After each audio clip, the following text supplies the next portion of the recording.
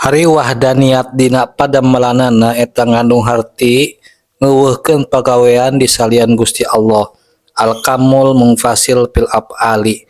Hartina salian ti Gusti Allah mah teu bisa nyieun pagawean naon-naon. Seuneu teu bisa nyieun panas, peso teu bisa nyieun raheut, obat teu bisa nyieun waras, racun teu matak paeh, cai teu matak baseuh, dahareun teu matak wareg jeung sajabana. Ku urang kudu kapaham yen anu mata kitu kieu mah Gusti Allah. Ana al-kamul muttasil fil af'ali di Gusti Allah eta mah teu bisa dieuweuhkeun ku wahdaniat padamelan. Lamun dimaknaan yen padamelan Allah teh loba.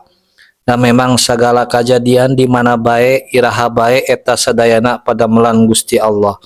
Saperti ngarejekian, nyaangkeun, moekeun, ngahirupkeun, ngamangotkeun, ngabeutian tatangkalan, manaskeun, niiskeun jeung sajabana.